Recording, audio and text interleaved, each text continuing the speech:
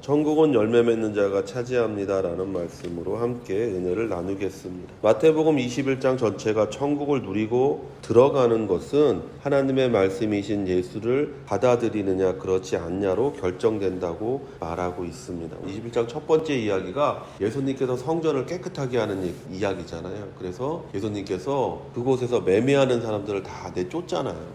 그것이 의미하는 바가 우리 마음이 성전이니까 우리 마음에 매매하는 마음, 그러니까 우리가 무엇을 했으니까 내가 이런 것을 받을 것이라는 어떤 그 장사하는 마음을 우리가 제하지 않으면, 깨끗한 마음으로 주님 앞에 서지 못하면 우리가 기도하는 것이 응답받지 못하게 되는 것이죠. 왜냐하면 예수님께서 그들을 내쫓으면서 말씀하시기를 내 집은 만민이 기도하는 집이다 이렇게 얘기하셨어요. 즉 이곳에서 기도한 것들이 이루어져야 되는데 그 기도가 이루어지지 않는 이유가 뭐냐면 너희 안에 장사하는 마음이 있다라는 것이잖아요. 우리가 구약 성경을 읽으면 출애굽한 이스라엘 민족이 가나안에 들어갈 때 하나님께서 그 7 족속을 다 멸절하라고 얘기하셨어요. 하나도 살려두지 말라고 얘기했어요. 근데 우리가 가만히 생각해 보면 왜 멸족하라고 했냐? 팔레스타인이라는 게 굉장히 미묘한 곳에 있는 거거든요. 북쪽의 강대국과 남쪽의 강대국이 이렇게 사이에 있어서 무엇을 하느냐? 이 매매하는 역할을 하는 거예요. 중개 거래를 통해서 거기에서 부를 축적하는 사람들이거든요. 그러니까 장사하는 마음을 가지고 하나님을 섬기면 안 돼요.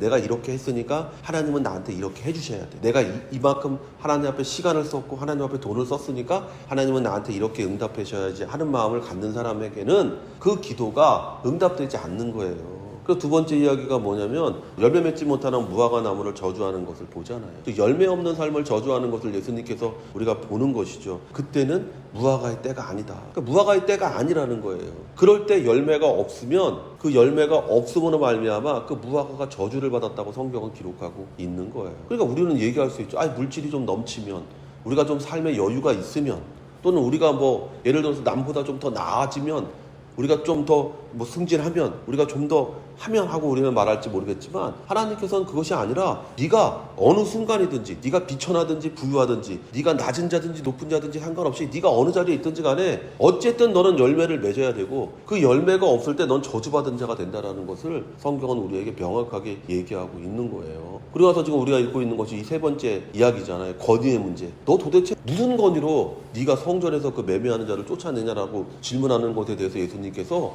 이게 길게 답변하시는 거예요. 세례 요한의 얘기를 먼저 하신 다음에 그 다음에 두 아들의 비유를 들고, 그리고 나서 이제 포도원의 비유를 들면서 이 얘기를 쭉 하는 거예요. 그러면서 바리새인과 서기관들의 그 악함을 드러내는 것이죠. 그런 자에게는 결코 천국에 들어갈 수 있는 자격이 주어지지 않는다라는 것을 얘기하는 거. 그러면서 세리와 창녀가 너희보다 먼저 천국에 들어갔다라고 얘기하시잖아요. 그 먼저 들어간 이유를 뭐냐? 2번 예수님께서 반복해서 말씀하셨습니다. 뉘우쳤다라고 얘기했어요. 즉 세례 요한이 외쳤던 그 회개의 세례에 대해서 그들이 정말 회개하는 마음으로 그 회개의 세례를 받았기 때문에 그들은 이미 천국에 들어가는 자가 되었다라고, 그리고 너희들은 천국에 늦게 들어가는 자가 되었다라고 얘기하게 되는 것을 우리가 읽게 되는 것이고, 지금 우리가 읽은 이 본문도 그 본문과 연결되어져서 똑같은 얘기를 반복하고 계셔요. 예수님께서는 반복한다는 말은 뭐냐? 그게 그만큼 중요하다라고 얘기하는 거예요. 중요하니까 반복하는 거예요. 그러니까 이 얘기가 우리가 천국을 누리느냐 누리지 못하느냐에 있어서 굉장히 중요한 얘기를 하는 거예요. 그러니까 2번 반복해서 예수님께서 지금 얘기하고 계신 거예요. 우리가 마태복음을 전체적으로 지금 천국에 관련된 말씀이다라고 하는 주제를 가지고 지금 말씀을 나누는 거 있잖아요. 그 천국이 죽어서 가는 천국이 아니라 지금 이 땅에서 우리가 천국을 어떻게 누리느냐의 문제를 얘기하고 있다라고 제가 여러분에게 반복해서 설명하고 있습니다. 우리가 이 땅에서 천국을 누려야 되는데 천국을 누리지 못하게 방해하고 있는 것들이 있고, 그 방해하는 것들이 있을수록 말미암아 우리 가운데서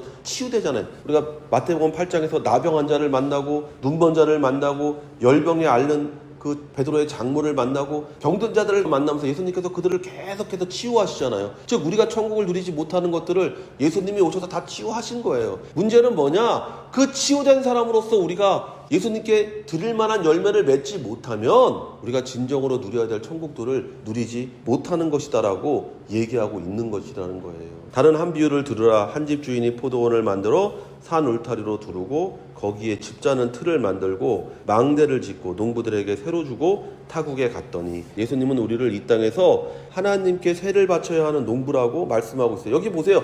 모든 걸 다 그 주인이 해놓은 거예요. 농부들이 한 건 아무것도 없어요. 거기에 필요한 농사를 짓는데 필요한 모든 것들은 그 주인이 해놓은 거예요. 여러분이 인생을 살아가는데 하는 모든 것들은 하나님이 다 만들어 놓으신 거예요. 여러분 그 속에서 그냥 살고 있는 거예요. 근데 마치 내가 주인인 양 행세할 때 거기에서 여러분의 삶의 문제가 발생하게 되는 거예요. 모든 것이 하나님이 우리를 위해 조성하신 것입니다. 모든 것의 주인은 하나님이십니다.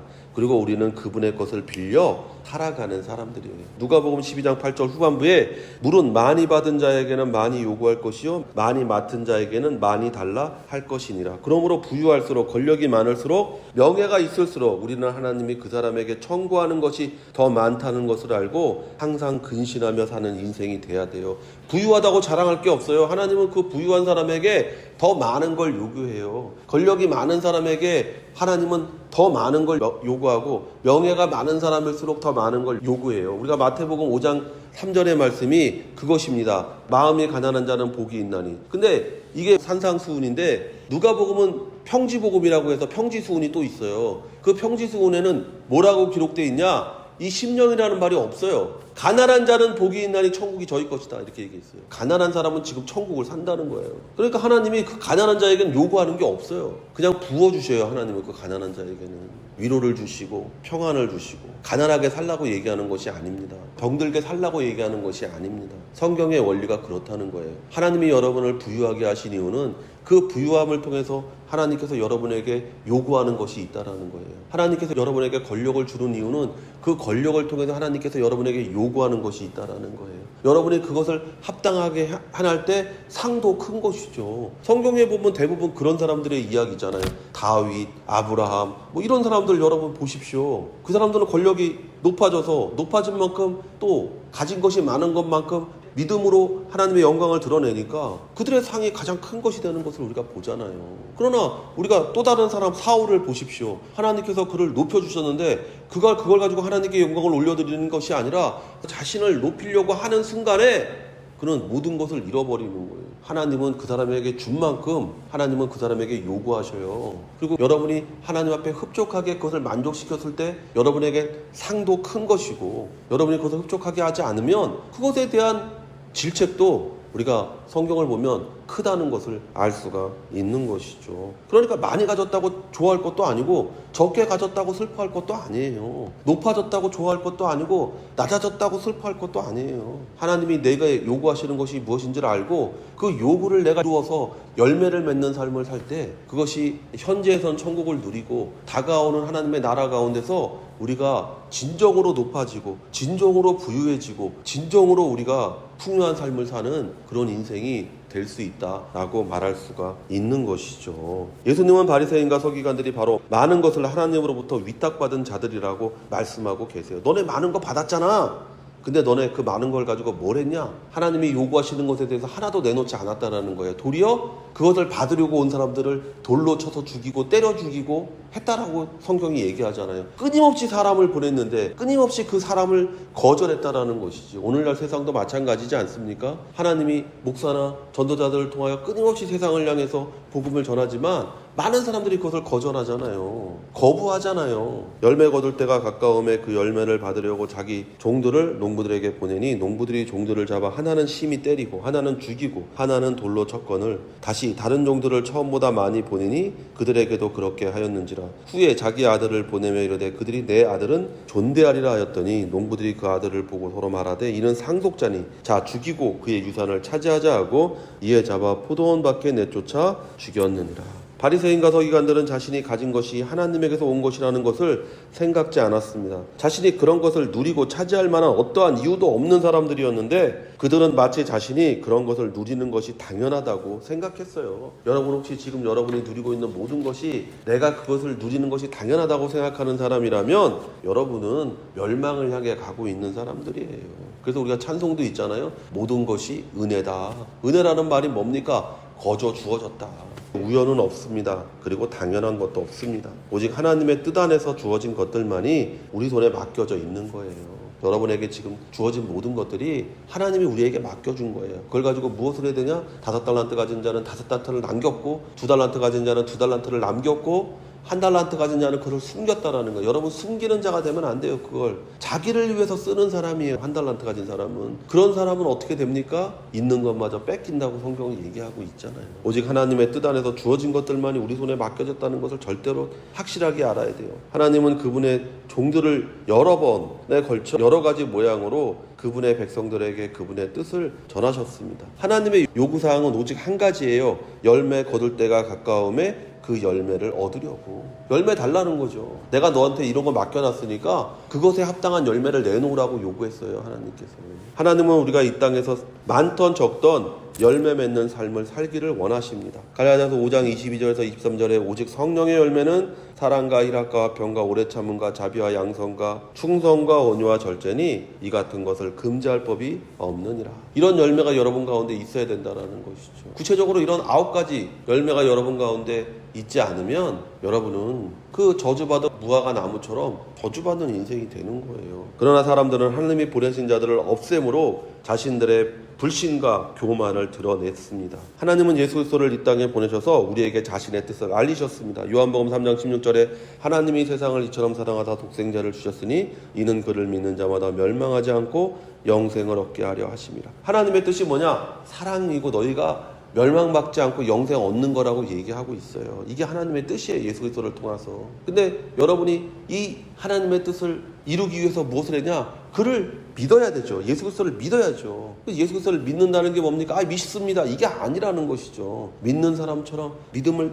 드러내야 되는 거예요. 그 믿음의 드러남이 바로 열매고 그 열매가 나타날 때 여러분이 축복받는 또 천국을 누리는 그와 같은 인생이 될 수가 있는 것이죠. 그러나 사람들은 이것을 거절했습니다. 그리고 그 거절의 결과는 그러면 포도원 주인이 올 때 그 농부들을 어떻게 하겠느냐? 그들이 말하되 그 악한 자들을 진멸하고 포도원은 제때의 열매를 바칠 만한 다른 농부들에게 새로 줄지니이다. 결국 진멸되는 심판에 처해졌습니다.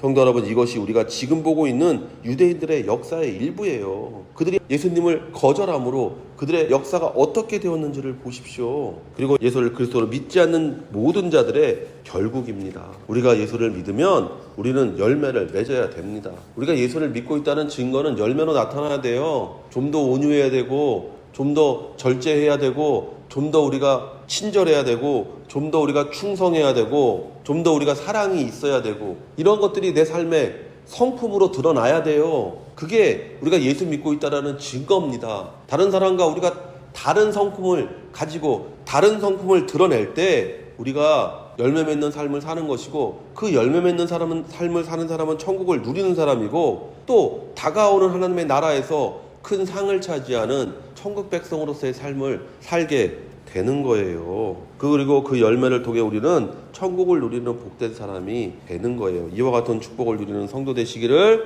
예수의 이름으로 축원을 드립니다.